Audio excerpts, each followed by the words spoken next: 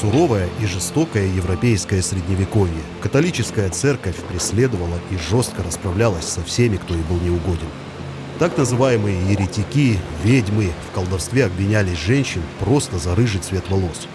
Нередко инквизиторы пытали и казнили католических же проповедников, а порой и даже своих коллег-инквизиторов. Число погибших от рук Святой Инквизиции исчислялось сотнями тысяч человек. Жертв одной только охоты на ведьм – 50 тысяч женщин.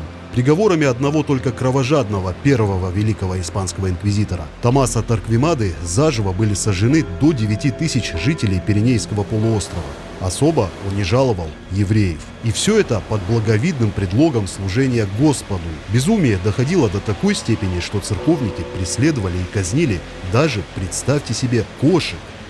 Сколько их было уничтожено таким образом, кто знает. Но многие исследователи средних веков считают, что черная смерть, бубонная чума, выкосила население средневековой Европы во многом из-за того, что церковь уничтожала кошек.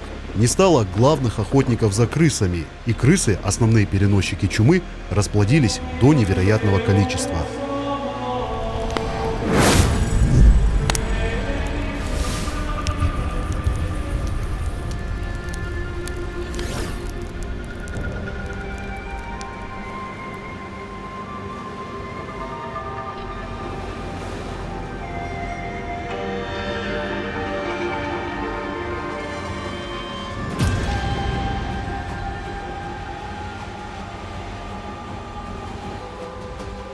Вы, конечно, знаете про суеверие, связанное с черной кошкой. Многие люди и сейчас убеждены, что если она перейдет дорогу, быть неудачи. А в средневековье этих несчастных животных папа Григорий IX официально объявил воплощением сатаны. Самое меньшее, в чем могли обвинить усатое домашнее животное, это в служении ведьмам. В Европе в 15 веке даже праздновали ритуальную расправу. Перед тем, как сжечь женщину, объявленную ведьмой, с колокольни скидывали первую попавшуюся кошку. Этот праздник, кстати, европейцы сохранили до нашего времени. Правда, слава богу, теперь сжигают чучело ведьмы, а с колокольни бросают вниз игрушечного кота. Но вернемся в темное средневековье. Сейчас невозможно поверить, но в 13 веке немецкий богослов, проповедник крестовых походов и инквизитор Конрад Марбургский, глубоко ненавидевший, наверное, все живое, даже доказал дьявольскую сущность котов способом, с которым он очень хорошо справлялся, пытая так называемых еретиков и вытаскивая из них признание о том, что черные кошки на службе у дьявола. Вот так он заставлял своих несчастных жертв описывать инициацию служения сатане.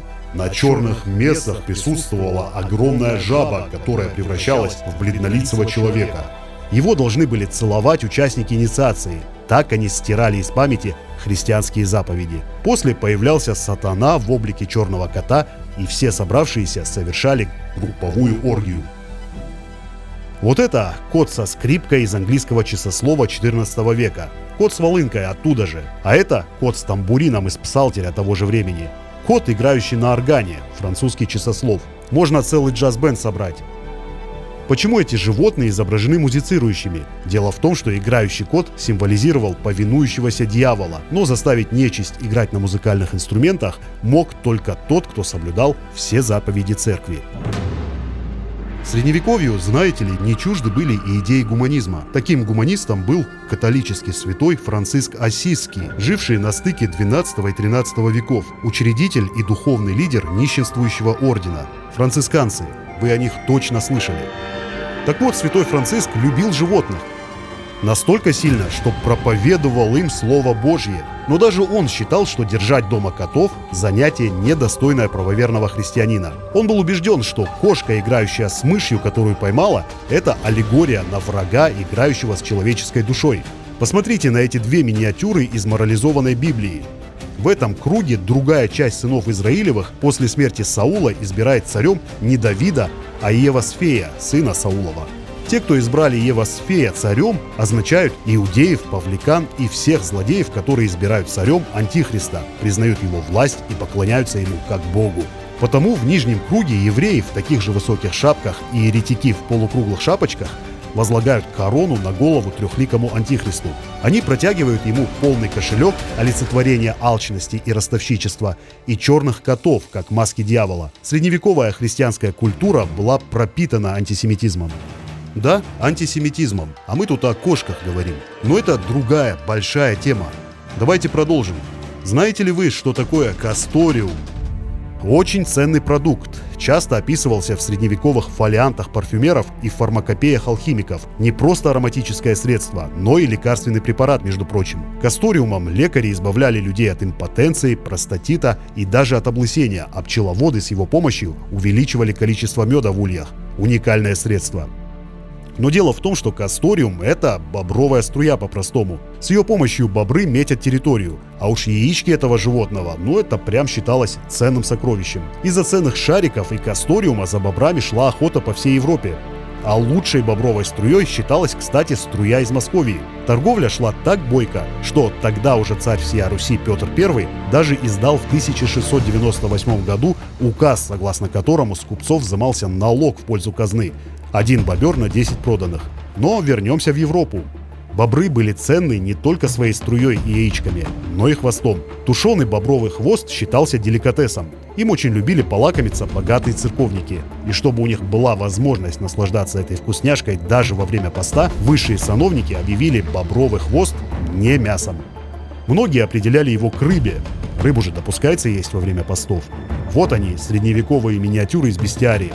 Несчастный бобер отгрызает себе яйца, чтобы отдать их охотникам. Тогда удовлетворенные охотники уйдут и не станут убивать животное, ведь их не интересуют остальные части его тела. Некоторые современные исследователи вкладывают в это изображение смысл, аллегорию. Человек, как бобер, должен отказаться от похоти ради спасения своей души. Что за птичье побоище? Вот сейчас на экране появится неизвестный английский манускрипт. Это орлы? Нет, это какая-то жесть происходит в семействе пеликанов. Вот так в VI веке нашей эры описывал кормление пеликанами своих птенцов архиепископ и энциклопедист Исидор Севильский в своем трактате «Магнум опус». После вылупления, писал он, птенцы сразу же принимались клевать своих родителей-пеликанов. Обозленные этим взрослые птицы отвечали тем же, ударяли детенышей клювом по голове. Птенцы, конечно же, погибали от этого. При виде испустившего дух потомства пеликаны начинали скорбеть.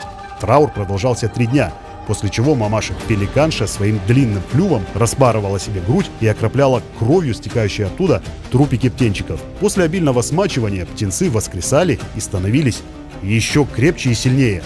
Взрослые пеликаны питались рыбой, змеями и крокодилами. Крокодилы легко помещались в пеликанов, ведь у длинноклювых птиц было по 2 желудка. Друзья, в средневековье существовало очень много странностей. Для современного человека сплошное безумие. Поэтому я немножко отошел от демонологии в сторону животного мира. Как тут пройти мимо описания аллегорий на бобров и пеликаньей родительской заботы? Возвращаясь к нашим бесам. Дело в том, что враги Господа и животные зачастую в сознании средневековой церкви не то чтобы отождествлялись, но часто шли как бы в связке. Вот ящерица, выходящая изо рта на первый взгляд благочестивого христианина. Но чаще изо ртов вылезали жабы, символ сатаны. Эта миниатюра создана в XIV веке и иллюстрирует проповеди лжепророков. Слова, которые они произносят, подобны грязным и мерзким жабам и достойны только исчадий ада. А вот эта странная штука, заяц с копьем верхом на пожилом человеке-улитке, это иллюстрация к бревиарию, молитвенной литургической книге епископа и воина Рено де Бара. Чтобы защитить духовенство в Меце, ему пришлось браться за оружие и сражаться с войском Лотарингии. Возможно, Рено де Бар такими миниатюрами баталий между антропоморфными существами иносказательно изображал стороны конфликта, в котором участвовал. Вообще, зайцы были популярными персонажами различных религиозных манускриптов. Их можно встретить во всевозможных псалтерах. В отличие от кошек, зайцы обычно изображались в нейтральном, иногда даже в положительном описании. Монах, ведущий религиозный диспут с ушастым зверьком, зайцы на богослужении, заяц, торжествующий над поверженным судьей. Часословы средневековья изобиловали всякими странными изображениями, порой даже откровенно смелыми для своего времени. Этот священник в теле дракона, должно быть, символизировал порочность плоти, даже среди служителей Господа. Что, друзья, вы думали, я буду показывать вам только чудиков со всяких трэшовых миниатюр? Нет, не менее интересные произведения средневековой художественной культуры. Особенно такие, революционные для своего времени и одновременно пропитанные фатализмом. Иероним Босх, триптих «Страшный суд». Казалось бы, 1500-е годы. Столько всего написано, столько всего изображено. Дьявола уже каждый должен был, если не знать в лицо, то уж точно понимать, как выглядит канонический сатана. Рога, копыта, перепончатые крылья и все такое. Но давайте разберем. В начале 16 века бургундский герцог Филипп Красивый заказал известному художнику Иерониму Босху украсить алтарь. Так появился триптих «Страшный суд», одна из самых масштабных работ художника. На левой створке Иероним ван Акен по прозвищу Босх изобразил рай. Центральная, самая крупная часть триптиха была посвящена страшному суду и изображениям страданий грешников. Но нас интересует, как художник представлял ад. Видите сатану, восседающего на троне? Насекомовидное существо с тонким змеиным хвостом и полым телом. Адское пламя вырывается из его живота, головы и глаз. Он состоит не из плоти, а из огня. Это император темного мира. В руках вместо скипетра крюк с 3 зубцами, на голове зеленый тюрбан, по-видимому, отсылка к магометанской вере. Вокруг сатаны выстроились жабы. Их тела служат зубцами императорской короны. Принцепс демониорум, рекс инфернус, рой Люцифер. В позднем средневековье католические епископы буквально подарили сатане собственное королевство. Теперь на множестве изображений образ дьявола представлялся не иначе, как восседающим на троне с короной на голове, отдающим приказы бесам губить души христиан.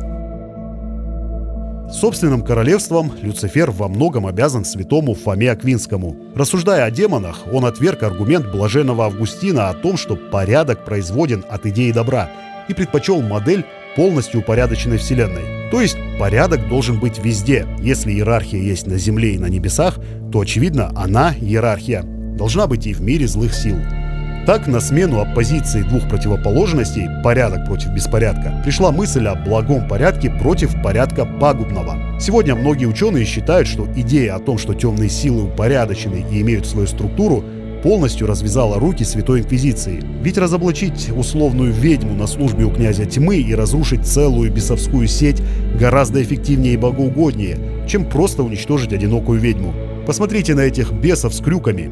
Это миниатюра из французской книги виноградника Господа нашего.